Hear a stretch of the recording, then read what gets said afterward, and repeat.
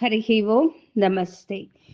ಈ 7 ದಿನಗಳಲ್ಲಿ ಶ್ರೀಮದ್ ಭಗವದ್ಗೀತೆಯನ್ನು ಸಂಪೂರ್ಣ ಪಾರಾಯಣ ಮಾಡುವ ಈ ಕಾರ್ಯಕ್ರಮಕ್ಕೆ ತಮಗೆಲ್ಲರಿಗೂ ಸ್ವಾಗತ. ಈ ದಿನದ ಅಧ್ಯಾಯಗಳು 13, 14, 15. 13ನೇ ಅಧ್ಯಾಯ ಕ್ಷೇತ್ರಜ್ಞ ವಿಭಾಗ ಯೋಗ. ಈ ಅಧ್ಯಾಯದಲ್ಲಿ ಭಗವಂತನು ಹೇಳುತ್ತಿದ್ದಾನೆ, ಈ ಶರೀರ ಒಂದು ಕ್ಷೇತ್ರ. ಇದರಲ್ಲಿ ಕರ್ಮಗಳೆನ್ನುವ ಬೀಜಗಳೇ ಸುಖ ದುಃಖಗಳ ರೂಪಗಳಾದ ಅನುಭವಗಳನ್ನು ಫಲಗಳನ್ನು ಕೊಡುತ್ತಾ ಇರುತ್ತದೆ. ಇದನ್ನು ತಿಳಿಯುವವನು ಕ್ಷೇತ್ರಜ್ಞನು. ಈ ಶರೀರ ಒಂದು ಬೆಳೆ.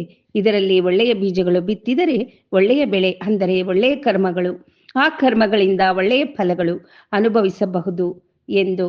ಆದ್ದರಿಂದ ನಾವು ನಮ್ಮ ನಿತ್ಯ ಜೀವನದಲ್ಲಿ ನಮ್ಮ ಶರೀರವನ್ನು ಯಾವ ರೀತಿ ಉಪಯೋಗಿಸಿಕೊಳ್ಳಬೇಕು ಎಂದು ತಿಳಿಯುತ್ತಾ ಪರಮಾತ್ಮನ ಉಪದೇಶವನ್ನು ಮನಸಾರೆ ಸ್ಮರಿಸುತ್ತಾ ಈ ಶರೀರವನ್ನು ಒಳ್ಳೆಯ ಕರ್ಮಾಚರಣೆಗೆ ಪ್ರೇರೇಪಿಸುತ್ತಾ ಇರೋಣ. ಈ ಶರೀರವನ್ನು ನನ್ನದು ಎಂದು ತಿಳಿದಿರುವುದು. ನಾವು ನಮ್ಮ ಶರೀರವನ್ನು ನಮ್ಮ ಕೈಲಿ ನಿಯಮಿಸಲ್ಪಡುತ್ತಾ ಧರಿಸಲ್ಪಡುತ್ತಾ ನಮಗಾಗಿಯೇ ವಿನಿಯೋಗಿಸಲ್ಪಡುತ್ತಾ ಯಾವ ರೀತಿ ಇರುತ್ತದೋ ಆ ರೀತಿಯಾಗಿ ಪರಮಾತ್ಮನ ಕೈಲಿ ಧರಿಸಲ್ಪಡುತ್ತಾ ನಿಯಮಿಸಲ್ಪಡುತ್ತಾ ತತ್ವದಿಂದ ಕೇವಲ ಜೀವಿಗಳೇ ಅಲ್ಲ, ನಮ್ಮ ಶರೀರಗಳು ಅವನಿಗೆ ಸೇರಿವೆ ಎನ್ನುವ ಯಥಾರ್ಥ ಜ್ಞಾನದಿಂದ ಕೂಡಿ ಅವನನ್ನು ಹೊಂದುವುದೇ ಜೀವನದ ಗುರಿ ಇಟ್ಟು ಶರಣು ಬೇಡೋಣ. ಕ್ಷೇತ್ರಜ್ಞನನ್ನು ಮಹಾತ್ಮರಾದಂತಹ ಋಷಿಗಳು ವೇದ ಮಂತ್ರಗಳಲ್ಲಿ ಬ್ರಹ್ಮಸೂತ್ರಗಳಲ್ಲಿ ಸಹೇತುಕವಾಗಿ ನಿಶ್ಚಯಾತ್ಮಕವಾಗಿ ನಿರ್ಣಯಾತ್ಮಕವಾಗಿ ಹೇಳಲ್ಪಟ್ಟಿದೆ. ಆದ್ದರಿಂದ ಪರಮಾತ್ಮನು ತಾನು ಹೇಳತಕ್ಕಂತಹ ಕ್ಷೇತ್ರಜ್ಞನ ವಿವರಗಳು ಶಾಸ್ತ್ರದಿಂದ ನಿರ್ಣಯಿಸಲ್ಪಟ್ಟಿವೆ ಎಂದು ಹೇಳಿರುವನು. ಆದ್ದರಿಂದ ನಾವು ಅವುಗಳಲ್ಲಿ ವಿಶ್ವಾಸದಿಂದ ಕೂಡಿದ್ದು ಎಲ್ಲವನ್ನೂ ತಿಳಿದುಕೊಳ್ಳೋಣ. ನಾವು ಇರುವಂತಹ ಶರೀರ 24 ತತ್ವಗಳಿಂದ ನಿರ್ಮಿಸಲ್ಪಟ್ಟಿದೆ ಎಂದು ಗುರುತಿಸೋಣ. ಕ್ಷೇತ್ರವು ಆತ್ಮದಲ್ಲಿ ಸೇರುತ್ತದೋ ಆಗ ಕೋರಿಕೆಗಳು ಹುಟ್ಟುತ್ತವೆ, ಸುಖ ದುಃಖಗಳು ಉಂಟಾಗುತ್ತವೆ, ಆತಂಕಗಳು ಬರುತ್ತವೆ, ದ್ವೇಷಗಳು ಉಂಟಾಗುತ್ತದೆ. ಕ್ಷೇತ್ರದ ಸ್ವರೂಪ ಪಂಚಭೂತಗಳಿಂದ ಕೂಡಿದೆ. ಪಾಪ ಪುಣ್ಯ ಅನುಭವಿಸುತ್ತದೆ. ಇವೆಲ್ಲವುಗಳನ್ನು ಅನುಭವಿಸಲು ಪರಮಾತ್ಮನಿಂದ ಕೊಡಲ್ಪಟ್ಟ ಕ್ಷೇತ್ರ. ಆದ್ದರಿಂದ ಪರಮಾತ್ಮನಿಗೋಸ್ಕರ ಈ ಶರೀರವನ್ನು ವಿನಿಯೋಗಿಸಿ ಅವನನ್ನು ಹೊಂದಲು ಶರಣು ಬೇಡೋಣ. ಜೀವನು ಶರೀರದಿಂದ ಕೂಡಿಯಿರುವಾಗ ಆತ್ಮಜ್ಞಾನ ಪಡೆಯಲು ಈ ಸ್ವಭಾವಗಳನ್ನು ಹೇಳುತ್ತಿರುವನು. ವಿದ್ಯೆ, ಧನ, ವಂಶದಿಂದ ದೊಡ್ಡಸ್ತಿಕೆಯಿಂದ ಗರ್ವಿಸಬಾರದು. ಇತರರು ನಮ್ಮನ್ನು ಕೀರ್ತಿಸುವುದಕ್ಕಾಗಿ ನಟಿಸಬಾರದು. ಮಾತಿನಿಂದಾಗಲಿ ಮನಸ್ಸಿನಿಂದಾಗಲಿ ಕೈಗಳಿಂದಾಗಲಿ ಇತರರನ್ನು ಹಿಂಸಿಸಬಾರದು. ಯಾರಾದರೂ ನಮ್ಮನ್ನು ಹಿಂಸಿಸಿದರೆ ಅವರಲ್ಲಿ ಉದ್ರೇಕಗೊಳ್ಳಬಾರದು. ಮನಸ್ಸಿನಲ್ಲಿ ತಿಳಿದಿರುವುದನ್ನು ಆಚರಿಸಬೇಕು, ಅದನ್ನೇ ಆಚರಿಸಬೇಕು. ಕೈಯಲ್ಲೊಂದು ಮನಸ್ಸಿನಲ್ಲಿ ಒಂದು ಮಾಡಕೂಡದು. ನಮ್ಮ ಗುರುಗಳನ್ನು ದೈವದ ಹಾಗೆ ಸೇವಿಸಬೇಕು. ಮನಸ್ಸನ್ನು ಸಕ್ರಮವಾಗಿ ಇಟ್ಟುಕೊಳ್ಳಬೇಕು, ಶುಚಿಯಾಗಿರಬೇಕು. ನಮ್ಮ ಜ್ಞಾನ ಮನಸ್ಸನ್ನು ಹಾಳು ಮಾಡಿಕೊಳ್ಳುವಂತಹ ವಿಷಯಗಳಿಂದ ದೂರವಿರಬೇಕು. ಮನಸ್ಸನ್ನು ಅಧೀನದಲ್ಲಿಟ್ಟು ನಿಗ್ರಹದಿಂದ ಇರಬೇಕು.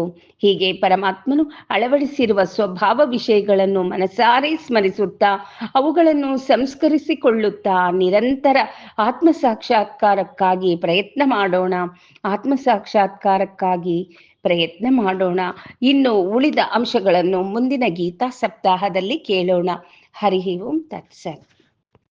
14ನೇ ಅಧ್ಯಾಯ ಗುಣತ್ರಯ ವಿಭಾಗ ಯೋಗ. ಭಗವಂತನು ಉತ್ತಮ ಜ್ಞಾನವನ್ನು ಹೇಳುತ್ತಿರುವನು. ಈ ಜ್ಞಾನದಿಂದ ಉತ್ಕೃಷ್ಟವಾದ ಪರಿಶುದ್ಧವಾದ ಸ್ವರೂಪ ಹೊಂದಿ ಸಿದ್ಧಿ ಪಡೆದಿದ್ದಾರೆ. ಈ ಜ್ಞಾನದಿಂದ ಸಂಸಾರ ಬಂಧನದಿಂದ ವಿಮುಕ್ತಿ ಪ್ರಕೃತಿಯ ಗುಣಗಳಾದ ಸತ್ವ ರಜ ತಮೋ ಗುಣಗಳಿಂದ ಸುಖ ದುಃಖಗಳು ಉಂಟಾಗಿ ಅದಕ್ಕೆ ತಕ್ಕಂತೆ ಶರೀರಗಳು ಏರ್ಪಾಡಾಗಿ ಬಂಧನಕ್ಕೆ ಕಾರಣವಾಗುತ್ತದೆ. ಅವುಗಳಿಂದ ಹೇಗೆ ತಪ್ಪಿಸಿಕೊಳ್ಳಬೇಕೆಂದು ಭಗವಂತನು ಹೇಳಲು ಉಪಕ್ರಮಿಸುತ್ತಿದ್ದಾನೆ.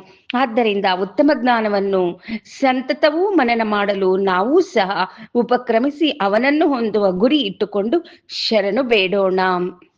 ಪ್ರಕೃತಿಯಲ್ಲಿರುವ ಸತ್ವ ರಜ ತಮೋ ಗುಣಗಳಿಗೆ ಒಳಗಾಗದೆ ಇರುವಂತೆ ಪ್ರಯತ್ನ ಮಾಡೋಣ. ಜೀವಿಗಳೆಲ್ಲವೂ ಪರಮಾತ್ಮನ ಅಧೀನವೆಂದು ಪ್ರಕೃತಿ ವಾಸ್ತವವನ್ನು ಗ್ರಹಿಸೋಣ. ಸಾಕ್ಷಾತ್ ಭಗವಾನನೇ ಪ್ರಕೃತಿಯನ್ನು ಜೀವಿಯನ್ನು ಒಟ್ಟು ಮಾಡುವುದರಿಂದಲೇ ಈ ಸೃಷ್ಟಿಯೆಲ್ಲವೂ ನಡೆಯುತ್ತಿದೆ ಎಂಬ ವಿಷಯವನ್ನು ತಿಳಿಯುತ್ತಾ ಇನ್ನು ಶರೀರಗಳನ್ನು ಹೊಂದದೇ ಇರಲು ಪರಮಾತ್ಮನನ್ನು ಹೊಂದಬೇಕೆಂಬ ಗುರಿಯನ್ನು ಇಡೋಣ. ಸತ್ವ ರಜ ತಮೋ ಗುಣಗಳು ಜೀವಿಯನ್ನು ದೇಹದಲ್ಲಿ ಬಂಧಿಸುತ್ತವೆ. ನಾಶವಿಲ್ಲದ ಜೀವವನ್ನು ಜ್ಞಾನವನ್ನು ಪ್ರಕಾಶಿಸುವಂತೆ ಮಾಡದೆ ನಶಿಸುವಂತೆ ದೇಹದಿಂದ ಬಂಧಿಸುತ್ತದೆ ಎನ್ನುವುದನ್ನು ತಿಳಿದು ಪದೇ ಪದೇ ಗ್ರಹಿಸುತ್ತಾ ಆ ಗುಣಗಳ ಪ್ರಭಾವಕ್ಕೆ ಒಳಗಾಗದೇ ಇರುವಂತೆ ಪ್ರಯತ್ನ ಮಾಡುತ್ತಾ ಇರೋಣ. ಪರಮಾತ್ಮನು ಸತ್ವಗುಣವೂ ಸಹ ನಮ್ಮನ್ನು ಬಂಧನಕ್ಕೊಳಗಾಗುವಂತೆ ಮಾಡುತ್ತದೆ ಎಂದು ತಿಳಿಸುತ್ತಾನೆ. ಆದ್ದರಿಂದ ನಾವು ಸತ್ವಗುಣ ಬಂಧಿಸದೇ ಇರುವುದಕ್ಕಾಗಿ ಮಾಡುವ ಕರ್ಮಗಳನ್ನು ಸಹ ಭಗವಂತನ ಸೇವೆಗಾಗಿ ಮಾಡುತ್ತಾ ಅವನ ಕೈ ಪರಿಕರವಾಗಿ ಕರ್ಮಗಳೆಲ್ಲವನ್ನೂ ಆಚರಿಸಿ ಅವನನ್ನು ಹೊಂದುವ ಗುರಿ ಇಟ್ಟುಕೊಂಡು ಶರಣು ಬೇಡೋಣ. ಆ ಗುಣಗಳ ಪ್ರಭಾವಕ್ಕೆ ಒಳಗಾಗದೆ ಪ್ರಯತ್ನಿಸೋಣ. ಪರಮಾತ್ಮನು ಹೇಳುವನು, ರಜೋಗುಣದಿಂದ ಪದೇ ಪದೇ ಜನ್ಮಗಳನ್ನು ಎತ್ತುತ್ತಿರುತ್ತಾನೆ. ಹೀಗೆ ರಜೋಗುಣ ಜೀವನನ್ನು ಬಂಧಿಸುತ್ತಾ ಇರುತ್ತದೆ ಎಂದು ನಮ್ಮೆಲ್ಲರಿಗೆ ಪರಮಾತ್ಮ ತಿಳಿಯಪಡಿಸುತ್ತಿದ್ದಾನೆ. ನಾವು ಅದನ್ನು ತಿಳಿದು ರಜೋಗುಣದಿಂದ ಬಂಧಿಸದೆ ಕರ್ಮಗಳನ್ನು ಪರಮಾತ್ಮನಿಗಾಗಿ ಮಾಡುತ್ತಾ ಆರಾಧಿಸುತ್ತಾ ಇರೋಣ. ಇನ್ನು ತಮೋಗುಣವು ವಿಪರೀತ ಜ್ಞಾನದಿಂದ ಹುಟ್ಟಿ ವಿಪರೀತ ಜ್ಞಾನವನ್ನೇ ಹುಟ್ಟಿಸುತ್ತದೆ. ಹಾಗೆ ಮಾಡಿ ಜೀವನನ್ನು ಬಂಧಿಸುತ್ತದೆ. ಬಂಧಿಸಿ ಮಾಡಬಾರದ ಕೆಲಸಗಳನ್ನು ಮಾಡಿಸಿ ಮಾಡುವ ಕೆಲಸಗಳಲ್ಲಿ ನಿರ್ಲಕ್ಷ್ಯವನ್ನು ಉಂಟು ಮಾಡುವಂತೆ ಪ್ರೇರೇಪಿಸುತ್ತದೆ. ನಿದ್ರೆ ಸೋಮಾರಿತನ ಹುಟ್ಟಿಸಿ ತದ್ವಾರ ಅನೇಕ ಪಾಪಿ ಜನ್ಮಗಳನ್ನು ಹೊಂದುವಂತೆ ಮಾಡುತ್ತದೆ. ಆದ್ದರಿಂದ ತಮೋಗುಣದಲ್ಲಿ ಬಂಧಿಸದಂತೆ ನಮ್ಮ ಕರ್ಮಗಳೆಲ್ಲವನ್ನು ಪರಮಾತ್ಮನ ಆರಾಧನೆಯಾಗಿ ಮಾಡುತ್ತಾ ಅವನನ್ನು ಹೊಂದಲು ಪ್ರಯತ್ನಿಸಿ ಶರಣು ಬೇಡೋಣ. ಈ ಎಲ್ಲ ಅಂಶಗಳನ್ನು ನಮ್ಮ ನಿತ್ಯ ಜೀವನದಲ್ಲಿ ಆಚರಿಸೋಣ. ಹರಿ ಓಂ ತತ್ಸತ್. 15ನೇ ಅಧ್ಯಾಯ ಪುರುಷೋತ್ತಮ ಪ್ರಾಪ್ತಿ ಯೋಗ. ಈ ವೃಕ್ಷದ ರಹಸ್ಯ ತಿಳಿದರೆ ವೇದಾರ್ಥ ಜ್ಞಾನ ತಿಳಿದಂತೆ.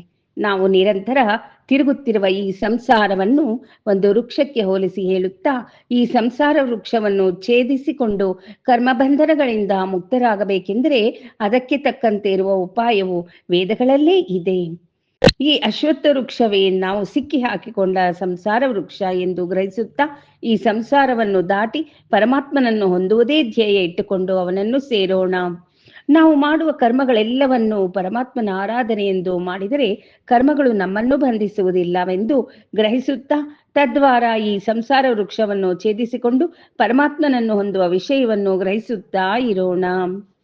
ಭಗವಾನನು ನಮಗೆ ಮಾಡುತ್ತಿರುವ ವಿಷಯ ವೈರಾಗ್ಯವನ್ನು ಪ್ರಾಪಂಚಿಕವಾದ ಈ ಅಶಾಶ್ವತವಾದ ಭೋಗಗಳ ಮೇಲೆ ಅನಾಸಕ್ತತೆ ಬೆಳೆಸಿಕೊಂಡು ಪರಮಾತ್ಮನನ್ನು ಸೇರುವ ಪ್ರಯತ್ನ ಮಾಡೋಣ.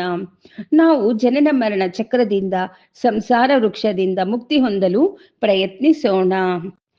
ಪರಮಾತ್ಮನನ್ನು ಹೊಂದುವುದರಿಂದಲೇ ಆತ್ಮ ಸಾಕ್ಷಾತ್ಕಾರವನ್ನು ಹೊಂದುವನು ಎಂಬುದನ್ನು ತಿಳಿದು ಶರೀರ ಬೇರೆ ಆತ್ಮ ಬೇರೆ ಎಂಬ ಜ್ಞಾನವನ್ನು ಹೊಂದುತ್ತಾ ತದ್ವಾರ ಆತ್ಮನನ್ನು ದರ್ಶಿಸಬೇಕು ಎನ್ನುವ ಆಸಕ್ತಿ ಬೆಳೆಸಿಕೊಂಡು ಬೇರೆ ವಿಷಯಗಳಿಂದ ನಶಿಸಲ್ಪಟ್ಟವರಾಗಿ ಶರೀರ ಸುಖಗಳನ್ನು ತ್ಯಜಿಸುತ್ತಾ ನಿತ್ಯ ಜೀವನದಲ್ಲಿ ಅಳವಡಿಸಿಕೊಳ್ಳೋಣ. ಹರಿ ಓಂ ತತ್ಸತ್. ಶ್ರೀಕೃಷ್ಣ ಪರಬ್ರಹ್ಮಣ ಅರ್ಪಣಮಸ್ತು. ಶುಭಂ ಭವತು.